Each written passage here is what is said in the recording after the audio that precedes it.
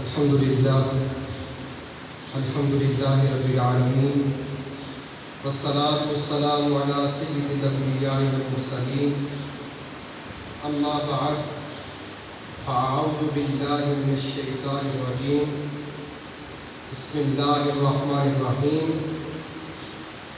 قال الله تبارك وتعالى في الكلام المجيد فإذا قضيت الصلاة فانتشروا في الأرض وابتغوا من فضل الله واذكروا الله ذكرا كثيرا لعلكم تفلحون صدق الله مولانا العظيم وصدق رسوله النبي الكريم ونحن على ذلك من الشاهدين والشاكرين والحمد لله رب العالمين إن الله وملائكته يصلون على النبي يا أيها الذين آمنوا صلوا عليه وسلموا تسليما بلند آواز سے پڑھیے الصلاۃ والسلام علیک یا سیدی یا رسول اللہ وعلی آلک واصحابک یا سیدی یا حبیب اللہ الصلاۃ والسلام علیک یا سیدی یا رسول اللہ وعلی آلک واصحابک یا سیدی یا حبیب اللہ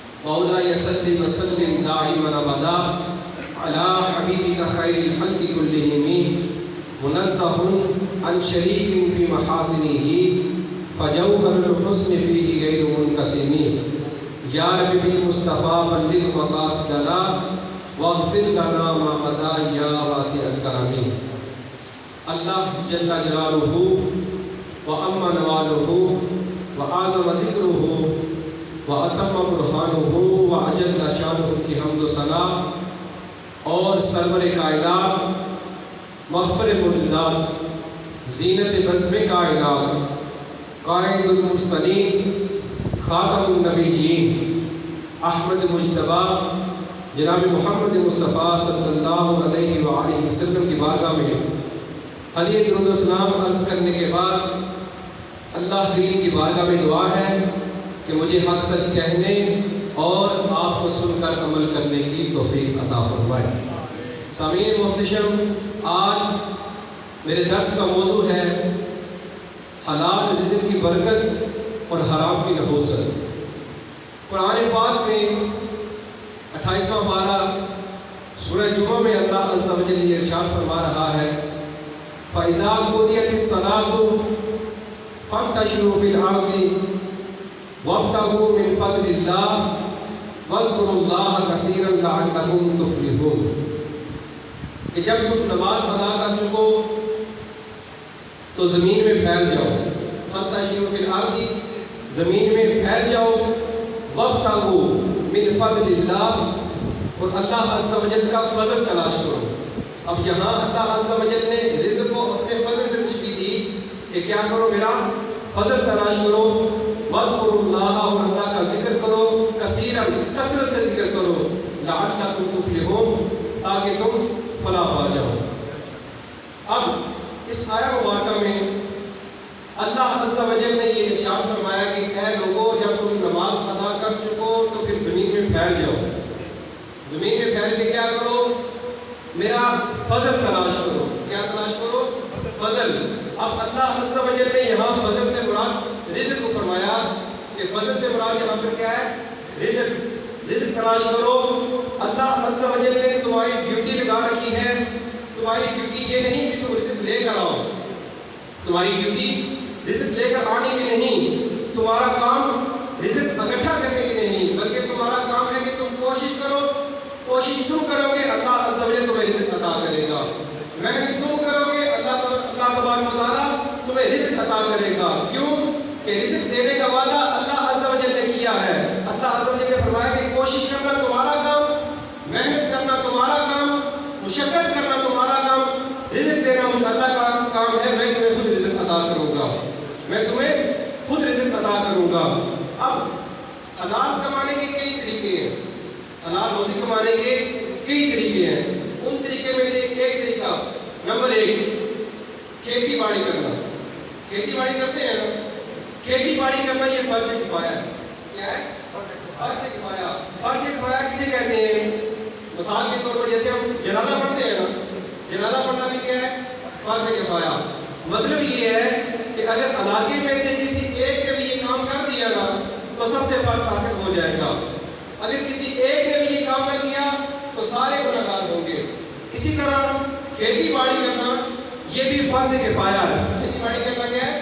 فرض کفایہ. یعنی پورے علاقے میں سے کسی ایک بندے نے یہ کام کر دیا سب سے فرض ثابت ہو جائے گا. اگر کسی ایک نے بھی یہ کام نہ کیا تو سارے کیا ہوں گے؟ گنہگار ہوں گے. نبی پاک علیہ السلام نے ارشاد فرمایا کہ جس شخص نے کھیت لگایا، کیا کیا؟ کھیت لگایا یا صرف ایک درخت لگایا یا کوئی پھل لگا لیا اور اس پھل میں سے کسی ایک پرندے نے چونچ بھر کر کھا لیا، اللہ عز و جل اس لگانے والے کے سارے گناہ بخش دے گا. جس بندے نے وہ درخت لگایا ہے اللہ تبارک و تعالیٰ اس کے سارے گناہوں کو معاف فرما دے گا. محمود غزنی بادشاہ گزرے ہیں. آپ ایک مرتبہ کہیں سے گزر رہے تھے اور ایک بزرگ تھے، کافی علیل تھے، بیمار تھے، کمزوری کی حالت میں درخت لگا رہے ہیں. محمود غزنی کھڑے ہوئے، پوچھا بزرگوں سے کہ کیا کر رہے ہیں؟ بزرگوں نے کہا کہ میں درخت لگا رہا ہوں. محمود غزنی نے کہا آپ درخت تو لگا رہے ہیں لیکن ظاہر یہ معلوم ہوتا ہے کہ جب اس پھل کا درخت، یہ درخت آپ لگا رہے ہیں، جب یہ بڑا ہو جائے گا، پھلدار ہو جائے گا، نہ تو آپ اس کا پھل کھا سکیں گے اور نہ ہی آپ اس کے سائے میں بیٹھ سکیں گے. ان بزرگوں نے کہا کہ میں تو نہیں بیٹھ سکوں گا لیکن میرے پوتے تو بیٹھیں گے نا، میرے نواسے تو اس کا پھل کھائیں گے نا. محمود غزنی کو بات بڑی پسند آئی. غلام کو کہا کہ ایک اشرفی کی تھیلی بزرگوں کو تحفہ دے دو. اب جب اس غلام نے تحفہ دیا بزرگ مسکرا دیے. محمود غزنی نے پوچھا مسکرانے کی وجہ کیا ہے؟ ان بزرگوں نے کہا محمود آپ مجھے کہہ رہے تھے کہ مجھے پھل نہیں ملے گا، میں نے تو ابھی درخت لگایا نہیں، اللہ نے مجھے پھل پہلے عطا کر دیا ہے. میں نے تو ابھی درخت لگایا ہی نہیں، اللہ نے مجھے پھل پہلے عطا کر دیا ہے. اب محمود غزنی بادشاہ تھے، خوش ہوئے. غلام کو کہا کہ ایک اور تھیلی دو ان کو تحفے میں. اب غلام نے ایک اور تھیلی دی. بابا پھر مسکرا دیے. پوچھا آپ مسکرانے کی وجہ کیا ہے؟ کہا لوگ کھیت لگاتے ہیں، لوگوں کا کھیت جو ہے وہ سال میں ایک مرتبہ پھل لیتا ہے. یہ میرے خلوص کی برکت ہے کہ میرے کھیت میرے پھل بھی لگائے نہیں لیکن مجھے اللہ نے 2 مرتبہ مجھے پھل عطا کر دیا ہے. محمود غزنی پھر خوش ہوئے. پھر ایک اور تھیلی غلام کو کہا کہ ایک اور تھیلی ان کو تحفے میں دے دو. عرض کرنے کا مقصد یہ ہے کہ جو بندہ اللہ عز و جل کی بارگاہ پر یقین کر کے، اللہ عز و جل کی بارگاہ پر توکل کر کے نکلتا ہے روزی کی تلاش میں، پھل کون دیتا ہے؟ سارے پھل کون دیتا ہے؟ اللہ. پھل دینے والا کون ہے؟ اللہ. میاں صاحب کیا کہتے ہیں؟ میاں صاحب فرماتے ہیں کہ مالی تاکم پانی دینا، مالی تاکم پانی دینا، پر مشکا پاوے، خالی تاکم پھل پھلانا، لاوے یا نہ لاوے. ہمارا کام ہے کوشش کرنا. اللہ فرماتا ہے کہ تمہارا کام ہے کوشش کرو، محنت کرو، مشقت کرو، رزق تمہیں اللہ تعالیٰ عطا کر دے گا. رزق تمہیں کون دے گا؟ اللہ تعالیٰ. اب دوسرا طریقہ جو ہے حلال کمانے کا دوسرا طریقہ ہے مزدوری کرنا. کیا کرنا؟ مزدوری کرنا. مزدوری کے بارے سے فرمایا گیا کہ جو بندہ مزدوری کرتا ہے، جو بندہ مزدوری کرتا ہے، محنت مشقت کرتا ہے، مزدوری کر کے حلال رزق کماتا ہے، فرمایا جو بندہ مزدوری کرتا ہے اس بندے کو اللہ تعالیٰ دگنا اجر دیتا ہے. یعنی مزدور اگر نماز پڑھے گا اللہ تعالیٰ اس کو نماز کے 2 گنا ثواب عطا کرے گا.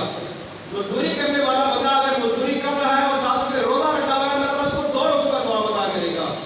اب مزدوری کرنے والا بندہ اگر مزدوری کر کے صدقہ کرتا ہے اللہ عز و جل اس کو ڈبل صدقے کا ثواب عطا کرے گا.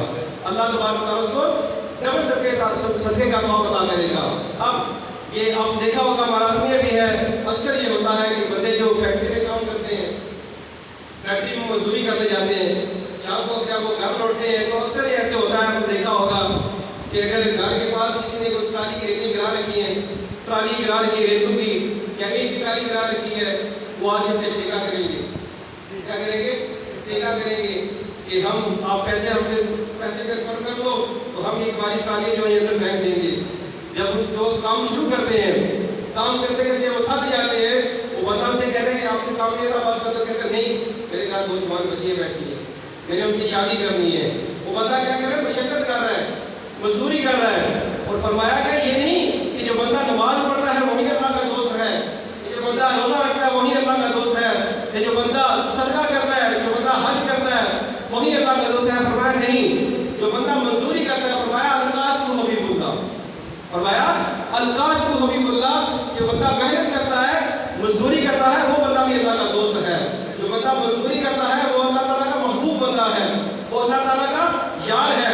اور مزدوری کرنے والے کے بارے میں سرکار دو عالم صلی اللہ علیہ وآلہ وسلم نے ارشاد فرمایا کہ جو بندہ دونوں ہاتھوں کے ساتھ مزدوری کر کے کھاتا ہے، فرمایا کہ سب سے پاکیزہ رزق وہ ہے. سب سے پاکیزہ رزق وہ ہے جو بندہ ہاتھوں کے ساتھ مزدوری کر کے کھاتا ہے. پھر فرمایا کہ اللہ عز و جل کے نبی سرکار دو عالم صلی اللہ علیہ وسلم نے ارشاد فرمایا کہ اللہ عز و جل حضرت داؤد علیہ السلام سے اس وجہ سے محبت کرتے تھے کہ داؤد علیہ السلام ہاتھوں سے کما کر کھاتے تھے. حضرت داؤد علیہ السلام ہاتھوں سے کما کر کھاتے تھے. داؤد علیہ السلام کیا کام کرتے تھے؟ آپ لوہے کا کام کیا کرتے تھے. کیا کام کرتے تھے؟ لوہے کا کام کیا کرتے تھے. اب کریم آقا علیہ السلام نے ارشاد فرمایا کہ جو بندہ صبح سویرے گھر سے نکلتا ہے، مزدوری کرتا ہے، مشقت کرتا ہے، کام کر کے گھر آیا، تھک کر سو گیا، وہ بندہ سو گیا، فرمایا جیسے اس بندے کی آنکھ لگتی ہے اللہ تعالیٰ اس کے سارے پچھلے گناہ معاف فرما دیتا ہے. اب دیکھیں کہ حلال کمائی کی کتنی برکت ہے. فرمایا کہ جو بندہ صبح سویرے گھر سے نکلا، محنت کی، مشقت کر کے گھر واپس لوٹتا ہے. اب اس نے محنت مشقت کی، پورا دن لگا کے محنت مشقت کر کے گھر لوٹا، آ کر تھک کر سو گیا. اب سونے کے بعد جیسے اس کی آنکھ لگتی ہے اللہ عز و جل اس کے سارے پچھلے گناہوں کو معاف فرما دیتا ہے. اب طبقات ابن سعد میں حضرت جابر رضی اللہ عنہ روایت کرتے ہیں، فرماتے ہیں کہ ہم کریم آقا علیہ السلام کی خدمت میں حاضر تھے. ایک بندہ آیا، آج اس نے سرکار دو عالم صلی اللہ علیہ وسلم سے سلام لیا. کیا کیا؟ سلام لیا. جب سلام لیا نا تو کہتے ہیں کہ سرکار دو عالم صلی اللہ علیہ وسلم اس کا ہاتھ چھوڑ نہیں رہے تھے. اس کا ہاتھ کیا کر رہے تھے؟ چھوڑ نہیں رہے تھے. کہتے ہیں ہم سارے صحابہ کرام نا جب دیکھنے لگے کہ کیا وجہ ہے کہ کون سا بندہ آ گیا کہ سرکار دو عالم صلی اللہ علیہ وسلم سلام تو لیا ہے لیکن سرکار کے ساتھ اس کا ہاتھ چھوڑ نہیں رہے. صحابہ کرام کہتے ہیں ہم سارے دیکھنے لگے. اب سرکار دو عالم صلی اللہ علیہ وسلم نے کیا کیا؟ اس کا آگے سے کھول کر دیکھا. جب دیکھا نا اس کے ہاتھوں میں چھالے پڑے ہوئے. کیا تھا؟ اس کے ہاتھوں میں چھالے پڑے ہوئے تھے. پھر آقا علیہ السلام سے پوچھا کہ یہ کیا ہے؟ عرض کی یا رسول اللہ محنت کرتا ہوں، مزدوری کرتا ہوں، پھاوڑے سے کام کرتا ہوں. اب صحابہ کرام کہتے ہیں کہ جب ہم نے دیکھا کہ سرکار کو رسول کے ساتھ ہمارے نیچے کیا، اس کے ہاتھوں پر بوسہ دیا. کہتے ہیں جب سرکار کو رسول نے بوسہ دیا، صحابہ کرام کہتے ہیں ہماری چیخیں نکل گئی کہ ہم تو ترستے ہیں کہ کریم آقا علیہ السلام کے پاؤں کی مٹی کی خاک ہمیں مل جائے، ہم اس کو چومیں. تو یہ اتنا مشرف بندہ ہے کہ سرکار کو اس کے ہاتھوں پر بوسہ دیا. اب دیکھیں کہ مزدور کی کتنی شان ہے کہ سرکار دو عالم صلی اللہ علیہ وسلم اس کے ہاتھوں پر بوسہ دے دے. کس وجہ سے؟ کہ یہ بندہ حلال رزق کماتا ہے. اس وجہ سے یہ بندہ حلال روزی کما کر لاتا ہے. اسی طرح حلال رزق کمانے کا ایک اور ذریعہ وہ تجارت کرنا. یہ انبیاء کی سنت بھی ہے. سرکار دو عالم صلی اللہ علیہ وسلم کی تجارت فرمایا کرتے تھے. سرکار دو عالم صلی اللہ علیہ وآلہ وسلم نے فرمایا کہ بنی اسرائیل کا ایک تاجر تھا، اللہ عز و جل نے اس کو بخشش فرما دی. صحابہ نے پوچھا یا رسول اللہ کس وجہ سے؟ سرکار نے ارشاد فرمایا کہ جو تاجر تھا نا اس نے اس طرح کیا کہ اس نے آگے بندے رکھے تھے کام کے لیے. ان کو یہ کہہ رکھا تھا کہ جو بندہ بھی آئے نا تو اس کے ساتھ نرمی کرنا، اس کو سہولت دینا. اس کو کیا کرنا؟ سہولت دینا. اگر تو کسی کے پاس پیسے نہ ہوں تب بھی اس کو چیز دے دینا، اگر کسی کے پاس پیسے ہوں تو اس کو مناسب قیمت میں اس کو چیز دے دینا. آپ کہتے ہیں جب اس بندے کا وصال ہوا نا تو اس نے اس بندے کو عذاب دینے کے لیے لے جانے لگے تو اللہ عز و جل نے فرمایا کہ اس بندے کو عذاب نہیں دینا. رشتے نے کہا اللہ یہ بندہ تو بہت گنہگار تھا. کہا واقعی یہ بندہ گنہگار تھا لیکن اس نے میرے بندوں کے ساتھ احسان کیا، میرے بندوں کے ساتھ اس نے نرمی کی. آج میں اس نرمی کا اس کو صلہ دے رہا ہوں، اس کو جنت میں بھیج دو. اس بندے کو کیا کرو؟ جنت میں بھیج دو. حضرت جریر بن عبداللہ رضی اللہ عنہ کہتے ہیں کہ میں مسلمان نہیں ہوا تھا. کہتے ہیں میں مسلمان نہیں تھا. آئے سرکار کی بارگاہ میں آ کر اسلام قبول کیا، کلمہ پڑھا. اب کہا یا رسول اللہ مجھے کوئی وظیفہ عطا کیجیے، وظیفہ دیجیے. سرکار کو عالم سے فرمایا کہ جب تم تجارت کرو نا تو خیر خواہی کرنا. کیا کرنا؟ جب بھی تم تجارت کرو تو خیر خواہی کرنا، یعنی جس سے مال دو اس کا بھی خیال کرنا، جس سے مال دو اس کا بھی خیال کرنا. اب کہتے ہیں کہ میں یہ کام کرتا تھا. تجارت کیا کرتی تھی؟ ان کی تجارت کیا تھی؟ کہتے ہیں مدینے میں جا کے نا مدینے سے جگہ خرید کر شہر آ کے بیچا کرتا تھا، مجھے منافع ہو جایا کرتا تھا. کہتے ہیں میں ایک یہودی کے پاس گیا، یہودی سے میں نے ایک گھوڑا لیا تو میں نے اس سے پوچھا کہ تم کتنے میں بیچتا ہے؟ اس اس نے کہا کہ میں 3 دینار میں بیچوں گا. اب کہتے جب میں نے اسے گھوڑا لیا نا، گھوڑا بڑا شریف تھا، یعنی عرب کے لوگ جو تھے نا اس گھوڑے کو پسند کرتے تھے کہ جو بڑا گھوڑا شریف ہو نا وہ گھر میں رکھنے کے قابل ہوتا تھا، یعنی بچوں کو کاٹنا نہیں تھا وہ گھوڑا. کہتے جب میں نے گھوڑا لیا نا میں نے اس کو کہا کہ تیرا گھوڑا 3 دینار کا نہیں، تیرا گھوڑا 6 دینار کا. یہ بڑا پریشان ہوا کہ یہ وہی جو رہ رہا ہے جو پہلے بحث کر کے پیسے کم کرتا تھا آج پیسے بڑھا رہا ہے. انہوں نے کہا خیر ہو. جب جریر تھے نا جو صحابی تھے وہ گھوڑے پر بیٹھے، گھوڑے کو دوڑا کے جب گھوڑے کو واپس لے گئے کہا نہیں تیرا گھوڑا 9 دینار کا ہے. گھوڑے کو شان ہوئے کہا جریر تو وہی ہے. کہا میں وہ نہیں ہوں، میں تیری طرح پہلے بھی میں تیری طرح اللہ رسول کا منکر تھا، لیکن اب میں نے سرکار اور رسول کے بارگاہ میں جا کے کلمہ پڑھ کے مسلمان ہو گیا. میں نے کلمہ پڑھ لیا ہے اور مجھے سرکار علیہ السلام نے یہ نصیحت کی تھی کہ جب بھی تم تجارت کرو تو خیر خواہی کرنا. تو تیرا گھوڑا 9 دینار کا ہے، میں یہ جا کر بازار میں بیچوں گا، مجھے پھر 2-3 دینار کا فائدہ ہو جائے گا. اب جب اس بندے نے اس یہودی نے یہ بات سنی نا اس نے کہا کہ مجھے بھی ساتھ لے چلو، میں بھی جا کے کلمہ پڑھ کے مسلمان ہونا چاہتا ہوں. تو دیکھیے اس دور کے جو تاجر تھے وہ بھی حلال رزق کما کر لوگوں کو اسلام کی طرف لے کر آیا کرتے تھے. اب سرکار دو عالم صلی اللہ علیہ وسلم نے ارشاد فرمایا کہ جو بندہ تجارت کرتا ہے، جو بندہ تجارت کرتا ہے، فرمایا سچا تاجر جو ہے، سچا تاجر اور کھرا تاجر یہ قیامت میں انبیاء کے ساتھ ہوگا. قیامت میں کس کے ساتھ ہوگا؟ انبیاء کے ساتھ ہوگا. اساں جے گناہی آندا جدو اعمال نامہ فرول ہوے ذرے ذرے نے سامنے آ جانے جو منہ تھی بولیا بول ہوے اساں کول حضور دے بیٹھ رہنے لکھ عمل ترکڑی توڑ ہوے او دے کولوں کی رب نے حساب لینا جیڑا بیٹھے حضور دے کول ہوے. یعنی جو نبی پاک صلی اللہ علیہ وسلم تاجر ہوتا ہے یہ کل بروز قیامت نبی پاک علیہ السلام کے ساتھ بیٹھا ہوگا. جو بندہ بھی تجارت کرتا ہے وہ کل کس کے ساتھ ہوگا؟ بروز قیامت نبی پاک علیہ السلام کے ساتھ ہوگا. اب نبی پاک علیہ السلام نے ارشاد فرمایا کہ آپ جو ہے اللہ پر بھروسہ کر کے نکلو. آپ کا کام ہے نکلنا، محنت کرنا، مشقت کرنا آپ کا کام ہے. روزی دینا یہ رب کے ذمہ ہے.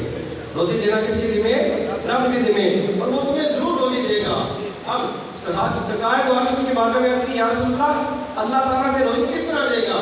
فرمایا کہ جس طرح اللہ تعالیٰ تم جہاں کہیں بھی ہو، اللہ تعالیٰ جہاں بھی تم ہوگے تمہیں موت دے سکتا ہے نا. جس طرح اللہ تعالیٰ تمہیں موت دے سکتا ہے وہیں اللہ تعالیٰ تمہیں رزق بھی دے سکتا ہے، وہیں اللہ تعالیٰ تمہیں رزق بھی دے سکتا ہے. آج کی یا رسول اللہ کس انداز سے رزق دے گا؟ فرمایا جس طرح پرندے صبح نکلتے ہیں نا، پرندے صبح نکلتے ہیں اب ان کو پتہ نہیں ہے کہ روزی ملے گی نہیں، لیکن جب شام کو جاتے ہیں وہ پیٹ بھر کے جاتے ہیں. پرندے بھی جب شام کو لوٹتے ہیں تو پیٹ بھر کر لوٹتے ہیں. سرکار نے فرمایا جس طرح پرندے پیٹ بھر کر واپس لوٹتے ہیں اسی طرح اللہ تعالیٰ تمہیں بھی رزق دے گا، اسی طرح اللہ تبارک و تعالیٰ تمہیں بھی رزق دے گا. حضرت علی رضی اللہ عنہ نے فرمایا کہ مجھے سرکار دو عالم کی ایک حدیث پاک صحیح طرح یاد ہے. فرمایا کہ یہ حدیث پاک میں بھولا نہیں ہوں، مجھے صحیح طرح یاد ہے. پوچھا کہ کون سی حدیث پاک؟ عرض کی کہ سرکار دو عالم صلی اللہ علیہ وسلم نے مجھے نصیحت کی تھی کہ تم اللہ کے تھوڑے دیے پر راضی ہو جانا، اللہ تمہاری تھوڑی بات پر راضی ہو جائے. اب تم اللہ تعالیٰ کے تھوڑے دیے پر راضی ہو جانا، اللہ تعالیٰ تمہاری تھوڑی بات پر کیا ہو جائے گا؟ راضی ہو جائے گا. ہم آج کل یعنی ہر مزید اللہ تعالیٰ کے دیے پر ہم راضی نہیں ہیں. یعنی ہر بندے کی کوشش یہ ہوتی ہے کہ اور آئے اللہ تعالیٰ میں اور دے، اللہ کے دیے پر ہم راضی نہیں ہیں. سرکار ایک صحابی تھے حضرت سعد بن عبد الرحمن. آپ سرکار کی بارگاہ میں آئے، آگے عرض کرتے ہیں یا رسول اللہ، یا حبیب اللہ، بڑی غربت ہے، بہت غربت ہے، اللہ کی بارگاہ میں دعا کریں کہ اللہ مجھے رزق دے، اللہ مجھے دولت کے فرمانی دے. تو سرکار دو عالم سے ارشاد فرمایا کہ صاحبہ اگر تو صبر کرے تو یہ تیرے لیے بہتر ہے. اگر تو صبر کرے تو تیرے لیے کیا ہے؟ بہتر کیا ہے. عرض کرتے ہیں یا رسول اللہ، آپ اللہ کی بارگاہ میں دعا کیجیے اللہ مجھے دولت دے. سرکار نے پھر فرمایا صاحبہ اگر تو صبر کرے تیرے لیے بہتر ہے. پھر عرض کرتے ہیں یا رسول اللہ کی بارگاہ میں دعا کریں کہ اللہ مجھے رزق کی فرمانی دے. سرکار نے دعا فرمایا. وہاں سے نکلے، کچھ بکریاں خریدی تو اللہ تعالیٰ نے اتنی برکت دی، اتنی برکت کی کہ بکری کے ریوڑ بن گئے. کیا ہوا؟ بکری کے ریوڑ بن گئے. اب انہوں نے کیا کیا؟ بکریاں بیچ کر نا گائے لی، اب گاؤں کے بھی ریوڑ ہو گئے. اس طرح کرتے کرتے اونٹوں کے بھی ریوڑ ہو گئے. اور اتنا مال ہو گیا، کہتے ہیں کہ پہلے 5 نمازیں آ کے مسجد میں لا دیا کرتے تھے، کرتے کرتے 2 نمازیں رہ گئی. 2 بات چلے گی. اب آگے صرف جمعہ پڑھا کرتے تھے.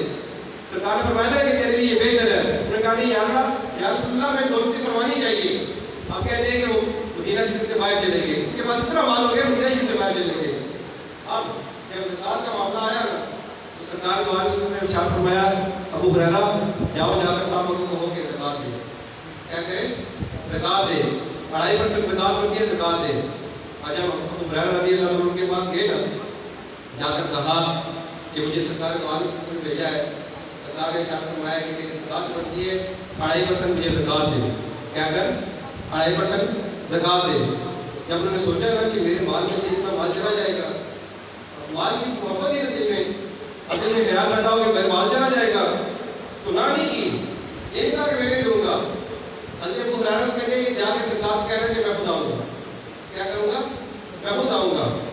اب حضرت ابو ہریرہ جب آئے نا سرکار کی بارگاہ میں, سرکار نے پوچھا کیا کہتے ہیں وہ, تو حضرت ابو ہریرہ کہتے ہیں یا رسول اللہ وہ کہہ رہے کہ میں خود آؤں گا. تو سرکار ٹھنڈی آ گئی, فرمایا کہ وہ برباد ہو گیا, وہ برباد ہو گیا, وہ برباد ہو گیا. کہتے ہیں فوراً میرے دل میں آیا کہ میری سرکار کے ساتھ کو منع کر دیا. کہتے ہیں میں دوڑتا ہوا سرکار کی بارگاہ میں حاضر ہوا, یا رسول اللہ میں سارا مال لے آیا ہوں, میں اپنا جتنا مال تھا تو لے کر آپ کے قدموں میں آ گیا ہوں. سرکار نے فرمایا تیرا مال قبول نہیں ہوگا. کیا فرمایا؟ تیرا مال قبول نہیں ہوگا. اب رونے لگے, یا رسول اللہ معافی ادا کر دیجیے. سرکار نے فرمایا معافی مل گئی ہے لیکن تیرا مال قبول نہیں ہوگا. اگر اس آدمی پھر آئے سارا مال لے کر آئے, سوڑیا وہ تو قبول کر لو, اب تو قبول فرما لیں. سرکار نے فرمایا تیرا مال قبول نہیں ہوگا. آج کہتے ہیں یا رسول اللہ میں نے اس بات کو آگ لگانی ہے. سرکار نے فرمایا جو مرضی کر تیرا مال قبول نہیں ہوگا. اب سرکار دوارے اس کا مثال ظاہری ہو گیا. صدیق اکبر کا دور آیا. صدیق اکبر کے دور میں صدیق اکبر کے پاس سارا مال لے کر آئے. آگے عرض کرتے ہیں صدیق اکبر آپ میرا مال قبول کر لیں. صدیق اکبر نے کہا کہ میں اس کا مال قبول کروں جس کا سرکار نے قبول نہیں کیا, اور میں جا لیجیے میرا مال قبول نہیں. اب حضرت عمر فاروق کا دور آیا. حضرت عمر فاروق کے دور میں قحط پڑ گیا, قحط پڑ گیا. اب آئے سارا مال لے کر کے حضرت عمر میرا مال قبول کر لیں گے. حضرت عمر کی بارگاہ میں آئے, آگے عرض کرنے لگے اے عمر آپ کو پتہ ہے کہ سرکار نے مجھے معاف فرما دیا تھا. ہاں واقعی سرکار نے معاف فرما دیا تھا. آج کہتے ہیں اے عمر میرا مال قبول کر لیجیے. فرمایا کہ میں اس کا مال کیسے قبول کروں جس کا مال سرکار دوارے سب نے قبول نہیں کیا.